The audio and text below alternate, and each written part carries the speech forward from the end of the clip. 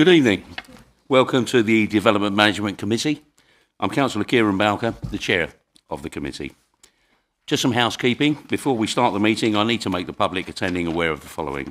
We're not expecting a fire drill, so if you hear the fire alarm sound, please make your way out of the nearest fire exit and assemble in front of Runnymede Hall. Meetings of the committee are webcast and broadcast on YouTube, so if you're seated in the public gallery, it's possible that your image may become part of that broadcast. And lastly, can I ask all present to switch mobile phones to silent? Thank you very much. May I ask the Development Management Committee members that are seated in the row in front of me to introduce themselves, stating your name only, starting on my left. Good evening, my name's Councillor Peter Gregg, Vice Chairman of this committee. Good evening, Councillor Alan Acott. Good evening, Councillor Carol Sage. Good evening, Councillor Grace Watson.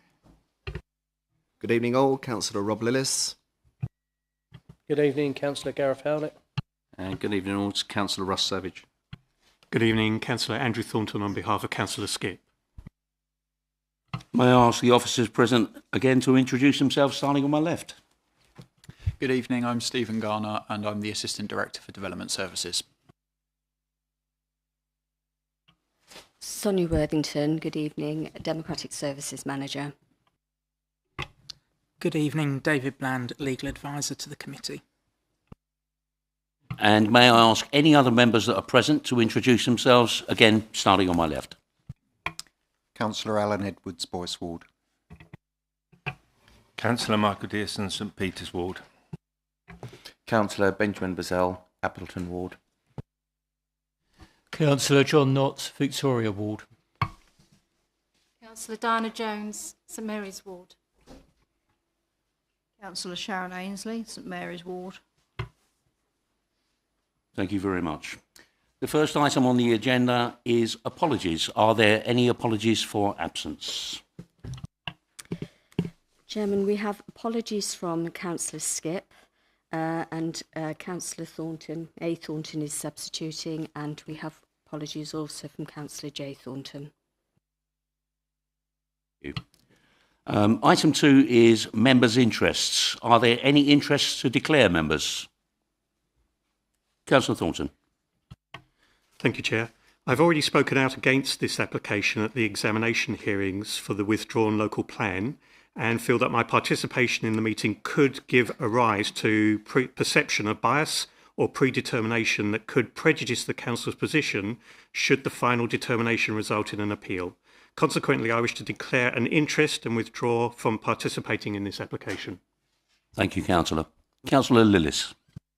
Thank you, Chair. I wish to declare that I am a founding member of RAGE, which is the Residents Against Glyders Expansion, and as such, wish to be excused from this committee meeting. Thank you, Chair. Thank you very much. Gentlemen, if you would like to absent yourself, that would be completely acceptable, as you will take no part in the meeting. That's your call. Thank you. Chairman, I do also have an email from Mrs. Jackie Thornton declaring an interest for this evening. If I may read that to the committee. Please do, David. Thank you. Good evening. The consistent advice of the previous monitoring officer has been that my participation in a campaign group and vocal opposition to GB development gives rise to a perception of bias and predetermination. Opposition to the site before us this evening was formed part of that campaigning. Consequently, I wish to declare an interest and withdraw from attending the meeting. Whilst I would approach the role with an open mind, I am aware of our vulnerable position, giving rise to applicants seeking to use perception of bias as part of their case to support approval on appeal, should it be refused by the committee. This is currently being used as part of the case for appeal by the applicant in the application for development of south of Dawesheath Road, and for that reason I feel I should not participate in this meeting in order that we do not create a similar perception of bias that could prejudice our position should it be taken to appeal. Thank you. Thank you, David. Are the minutes for the Development Management Committee held on the 29th of February agreed? Agreed.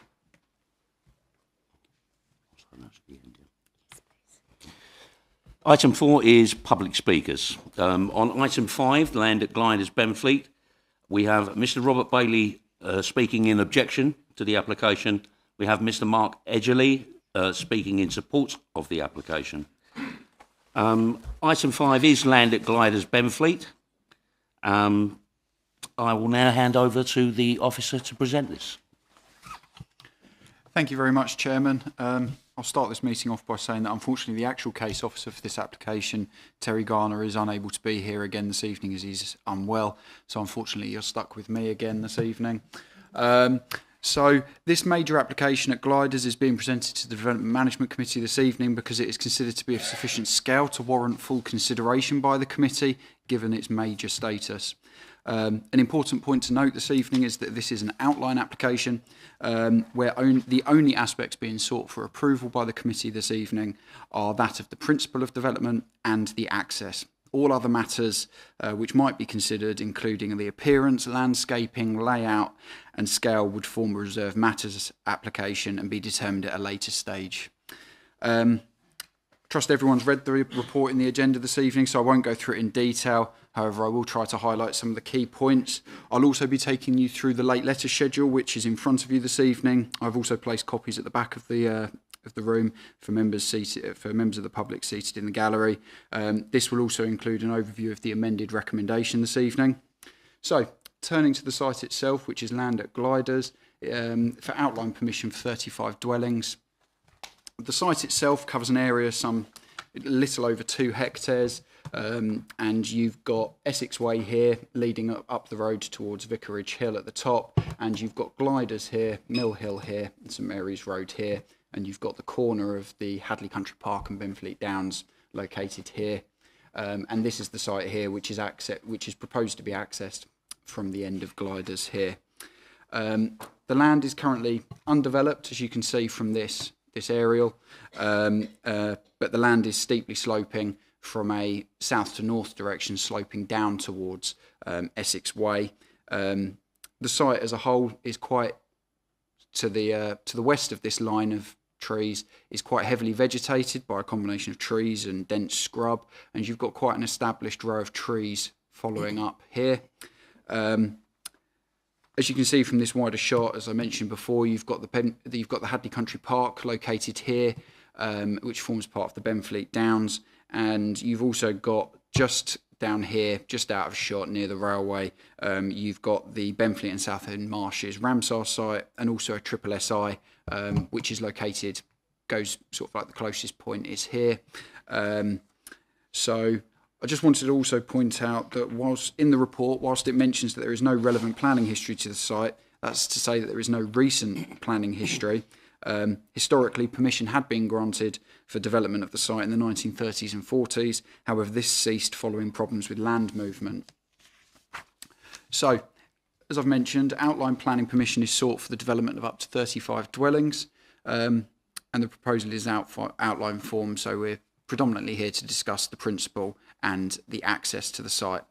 You can see from this indicative layout of the site that vehicular access is proposed from Glyders, and that is the access that is for consideration this evening.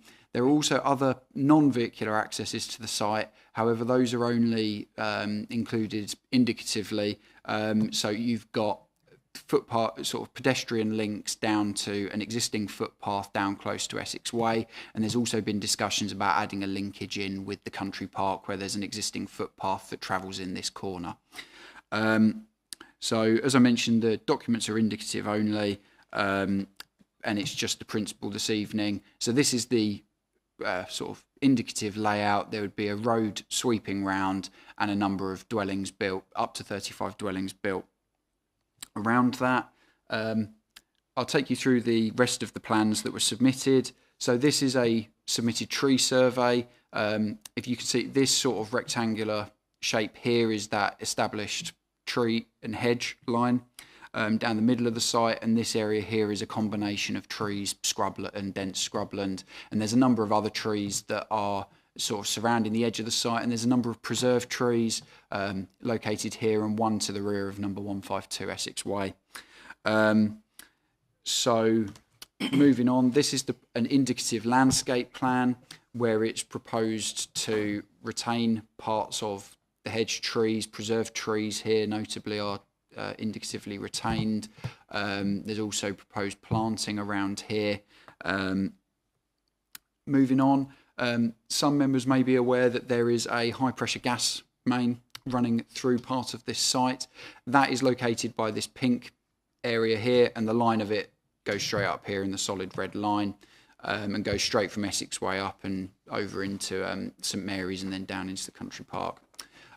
So Cadent Gas and the Health and Safety Executive have been consulted as part of this application. They have initially raised objection to the proposal, but pending further consideration and information provided by the applicant, have removed their holding objection. And you can see here on this indicative drawing, you've got a number of different easements around the pipe that show sort of, in effect, buffer zones, so that there wouldn't be any. It's not proposed to build any dwellings within those buffer zones to allow full and able access to the gas pipe should any network operators need to undertake any work. So I'll also show some photos of the area. So this photo is taken from the top of Sidwell Park on the hill opposite. You can see the existing row of trees and sort of established hedge tree line going up here. My understanding is the gas pipeline follows sort of a path semi like this, quite close to the trees, and then you've got this area here which is dense scrubland and trees there. You've also got, if I move, that's the same from the same angle. This is the view from the top of standing on Vicarage Hill, on Vicarage Road, looking down at the site. You've got that established tree line there and the area of vegetation behind it. And then this is the view partway down Essex Way, where you can see the row of trees and the vegetation beyond. So this application was subject to public consultation, and a total of 233 objections to the proposal were received for the reasons set out on pages 20 to 21 of the report. Next, I'll turn to the consideration of the principle of the development. Planning law requires that that the application is determined in accordance with the adopted development plan, unless material considerations indicate otherwise. The local plan, as adopted, identifies the site as Greenbelt. There are no safe policies within the local plan that seek to establish general principles of development within the Greenbelt, and so the starting point for considering this is therefore the National Planning Policy Framework. Officers have undertaken a comprehensive assessment of the site and how it serves its function as Greenbelt. This is included in Appendix 1 to the report before you this evening. This assessment has utilised the Council's 6-stage approach for assessing applications for residential development in the Greenbelt. And this assessment template was developed to be consistent with planning policy and provide a comprehensive, robust and up-to-date approach to assessing applications in the Greenbelt, where it clearly sets out all the benefits and harm to the proposal. As set out before you, officers consider that the harm to the Greenbelt amounting from its impact on openness would be substantial, and that the harm to the Greenbelt purposes as set out in paragraph 143 of the NPPF would range from limited to substantial in weight. The other harm resulting from the proposal has been set out in stage 4 of the assessment, which identifies limited harm occurring to ecology, biodiversity, wildlife, increased traffic, noise and disturbance, pollution, flooding and oversubscribed surfaces, while substantial harm has been found to protected sites. The NPPF clearly states that inappropriate development should not be permitted in the Greenbelt unless there are very special circumstances that justify otherwise, and the development has been identified by officers as being inappropriate development because it doesn't meet any of the exceptions listed out, and therefore very special circumstances must exist in order for it to be recommended for approval.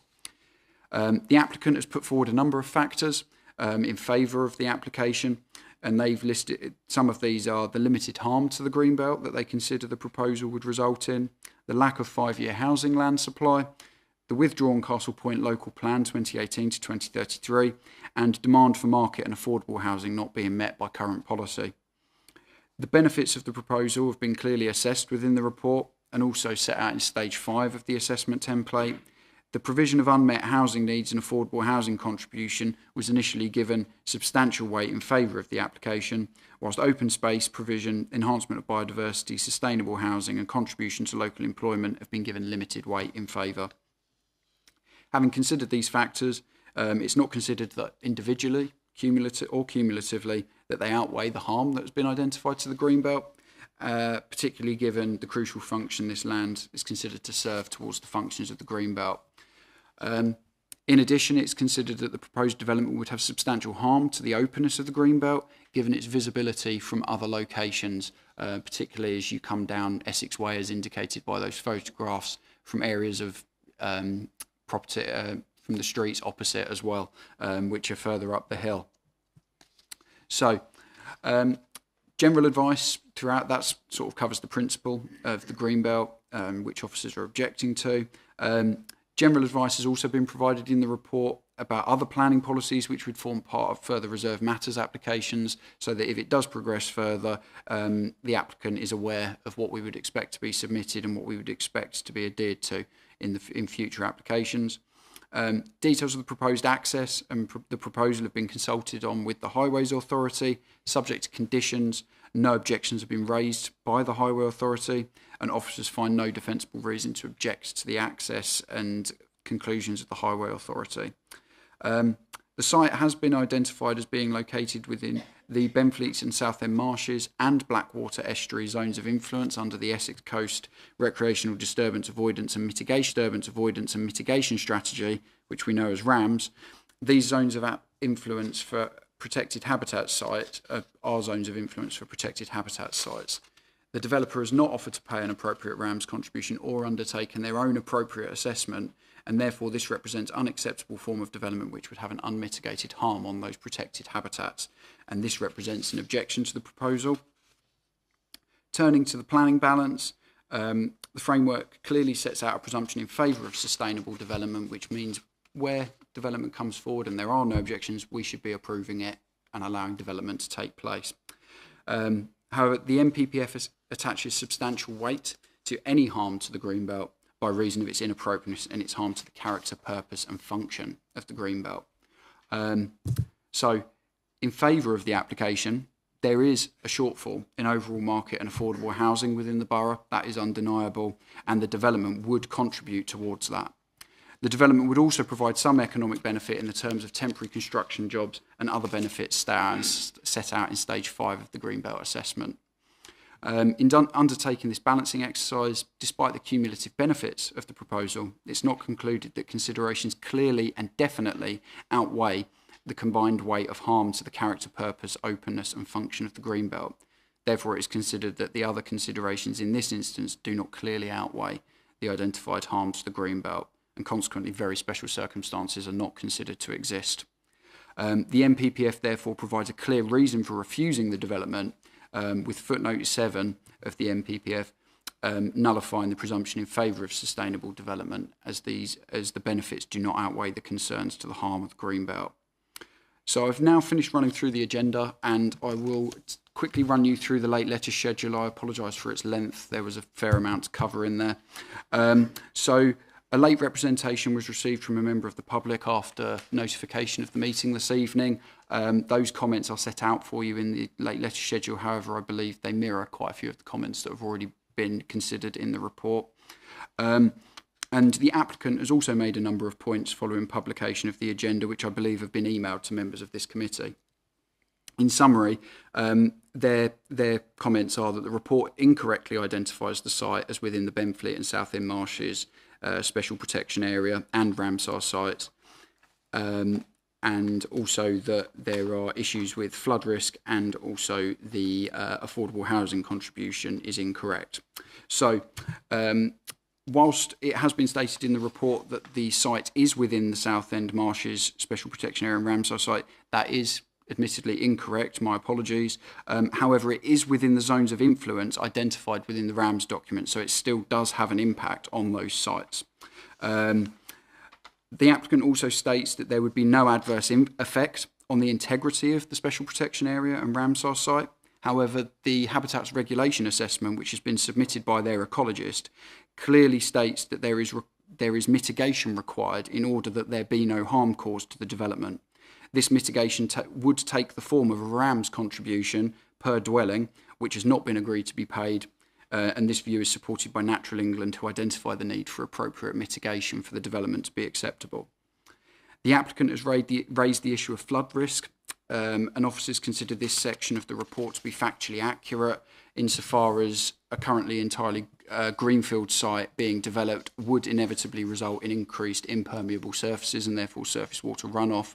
And the officer's report then goes on to state that the submitted documents have been considered by the lead local flood authority and found broadly acceptable, subject to conditions relating to drainage schemes being implemented. The applicant has also noted that the report states a 40% affordable housing contribution, but they have only proposed a 20% affordable housing contribution.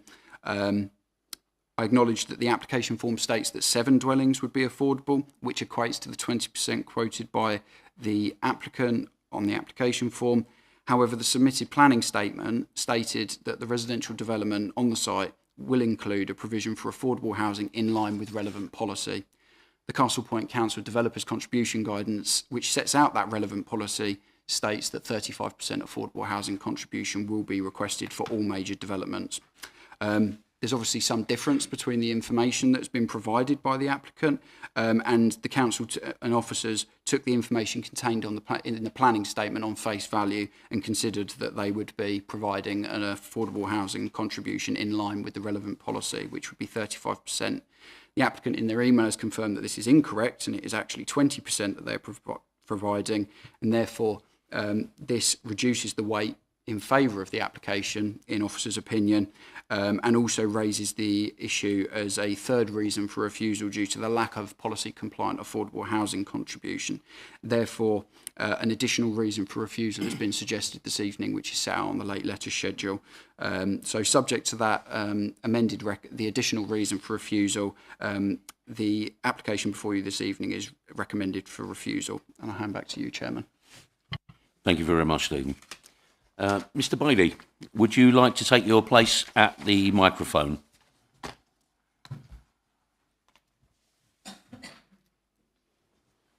And just to say, Mr. Bailey, you have 3 minutes from commencement. Okay. As a single application for development, the parcel of Reeds Hill farmland, now up for development, was rejected for 11 homes to be built on it in 1979 as being too unstable. It went to appeal in 1980, where it was also turned down. The green belt plot, measuring just over 5 acres, is currently even more unstable, and it is now intended to build around 35 houses on the site where 11 were rejected. If this site was allowed to proceed, it would enable the original 1935 proposal to spread like a cancer up Essex Way, with 900 new homes, a cinema, a hotel, shops, and a shopping mall, which was also rejected because of instability. Once established, green belt boundaries should only be altered where exceptional circumstances are fully evidenced and justified.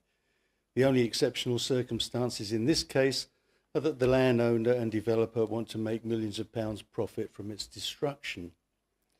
There will be no net increase in biodiversity on this site. According to the developer's own assessment by CSA, quote, a net loss in biodiversity was calculated to occur as a result of the proposed scheme. Therefore, to ensure BNG is achieved, off-site delivery of biodiversity units is proposed through use of land immediately to the east to make up the shortfall in habitat units. Alternatively, it would be possible to make an appropriate financial contribution or secure an offset from an appropriate provider, unquote. Therefore, unless more of the farmland is commandeered to satisfy the failure in biodiversity or a backhander provided to another source, this site fails in this respect alone. The site of the proposed development is a steep incline composed of unstable clays, which over time have shifted to form numerous ridges under the natural surface loading. Current surface water issues create flood problems due to insufficient drainage infrastructure adjacent to HO11, seriously affecting Essex Way, Eastleigh Road, Glyders, Highcliffe and Norwood. It's not a matter that this development might cause flooding issues, it will cause flooding issues. Hundreds of oak trees are established on HO11, several classified as high quality, which is compensating for the destruction of hundreds of trees on the adjacent SSI down site in helping to control the air pollution through the absorption of CO2. There are also established examples of ash, silver birch, blackthorn, wild cherry, elder, elm, hornthorn, hazel, holly, leyland cypress and dog rose. Mr. Bailey, if I could just ask you to sum up, please. Okay. Thank you very much. It's hard to imagine another local site that has so much variety in such a small space, and the wildlife as well that will be affected. It's undoubtedly the most unsuitable development plot in Castle Point, and it is greenbelt land. Thank you. Thank you, Mr. Bailey.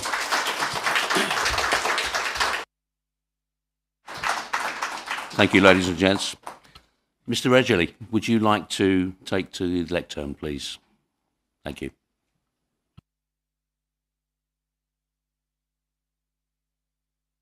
Just to say, Mr. Edgerly, you have 3 minutes. Thank you.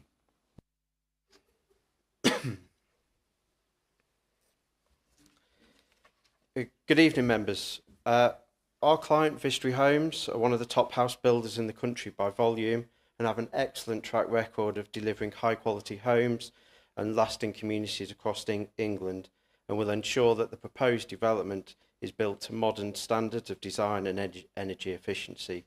Delivering housing is what Vistry do, and their partnerships model ensures that affordable housing will come forward in a timely manner. Vistry have engaged with officers and the council over many years on this site, which was identified as an allocation in the local plan that was found sound by the Planning Inspectorate before being withdrawn.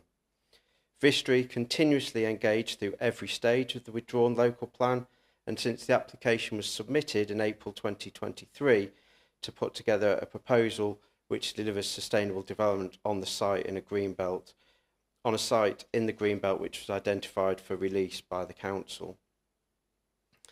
The application has a comprehensive range of supporting documents and information which demonstrates that the proposal will be able to be built and operate without adverse impact on traffic levels, flood risk, biodiversity and the nearby SPA and Ramsar site. We've worked positively with the case officer and technical consultants such as the Health and Safety Executive, Natural England and Essex County Council as LLFA, all of whom have no objection to the application subject to conditions and obligations. Although the site is in the green belt, we consider there's very special circumstances exist which support and justify the development of this site. As members are aware, the council has a very low level of housing land supply and has under-delivered housing for a substantial number of years.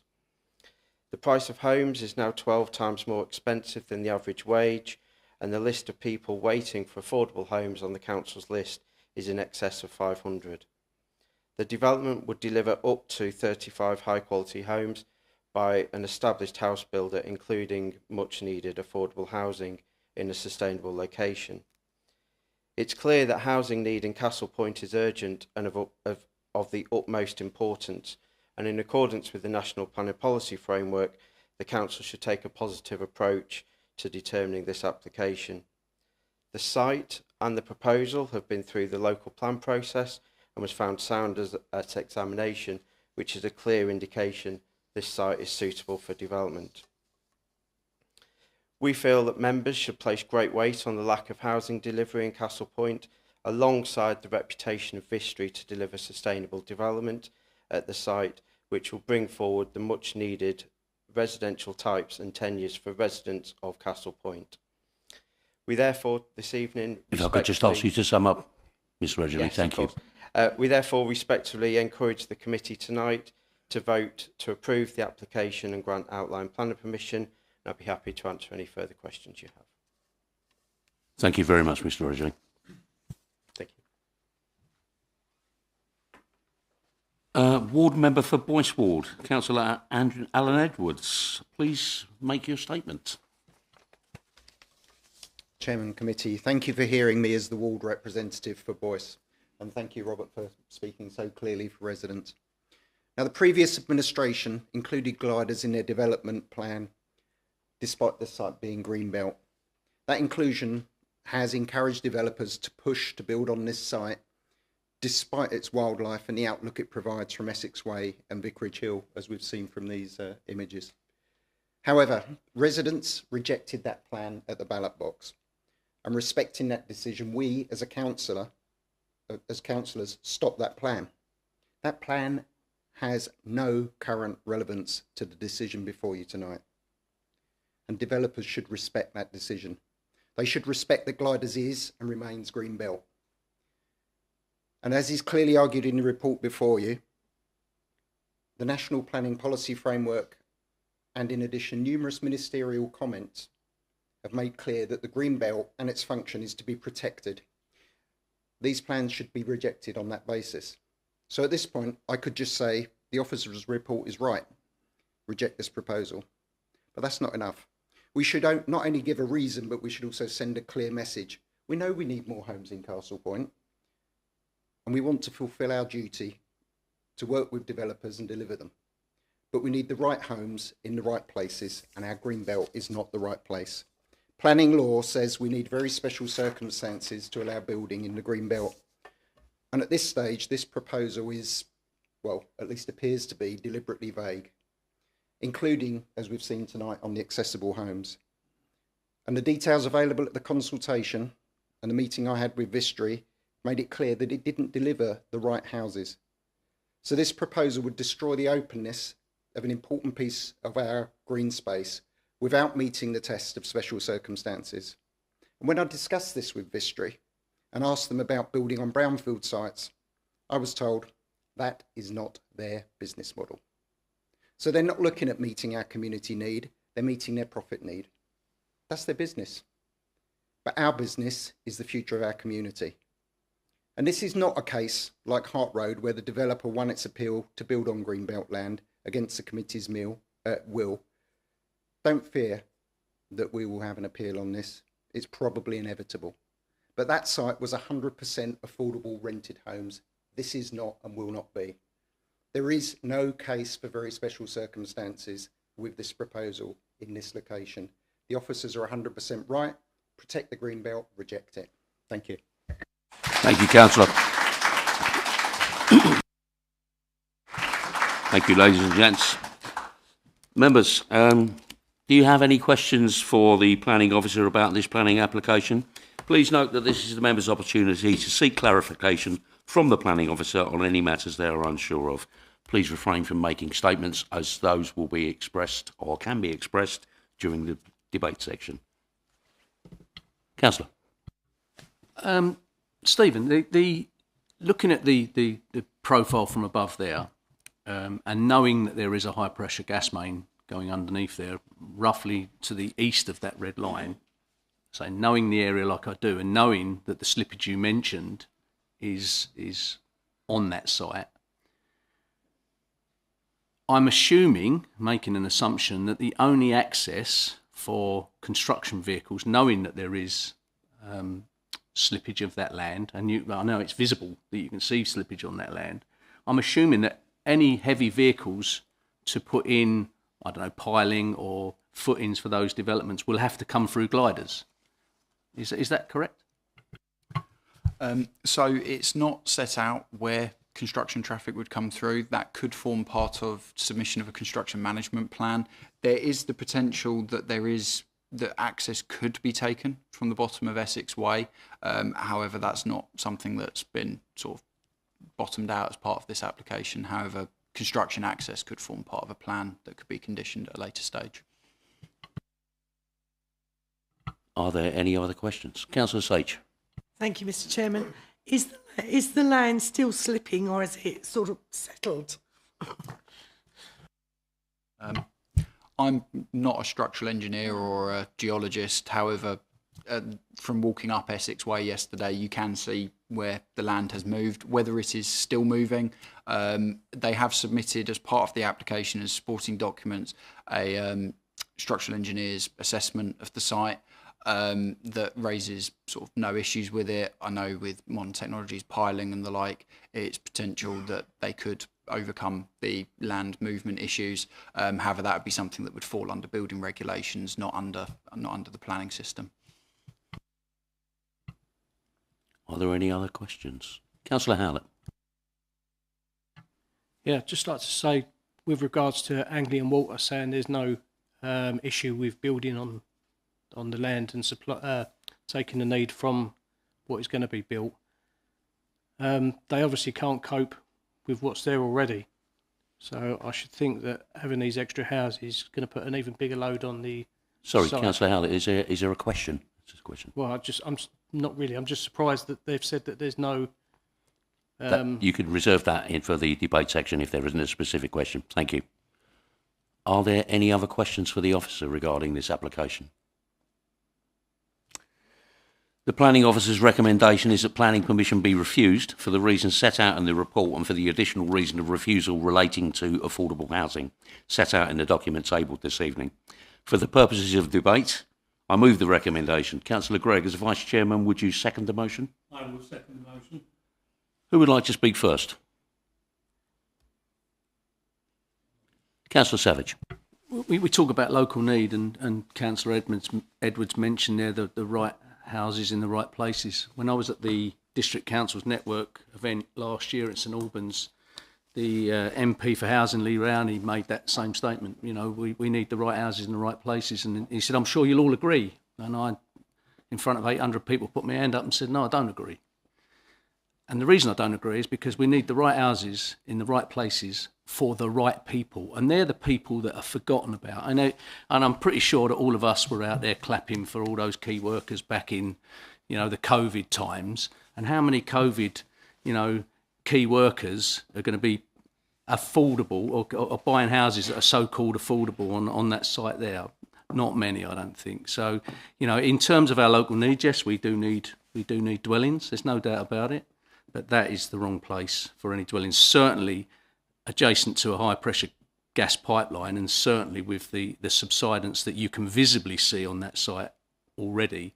You know, that's a recipe for disaster, taking out all those trees as well, because that's going to make that even more unstable. So I'm sorry, I won't be supporting. Will be supporting the recommendation to refuse this. Thank you. Would anyone else like to speak? Councillor Howlett. Yeah, I've got a few concerns myself, same as Russ. We do need the houses, but in the right places. We've also got a lack of dentists, doctors. The sewer works can't cope with what we've got at the minute. We're going to put more load on that. The amount of wildlife we've got, I'm surprised we didn't get a reply from Essex Wildlife Trust, considering what we've got on that land. You've got a badger set that's close by that will be disrupted. You've got deer, other wildlife that use that site. So I'm the same, I'll be voting with the recommendation. Thank you, Councillor. Would anyone else like to speak? Councillor Watson. Thank you, Chairman. I agree with the comments the councillors have made. We do need affordable housing. Yes, it's got to be in the right place. When you look at this land, you can, when you pass it or you go and see it, you can see there's problems there. The pipe running through is a big, big concern. I do agree with that totally.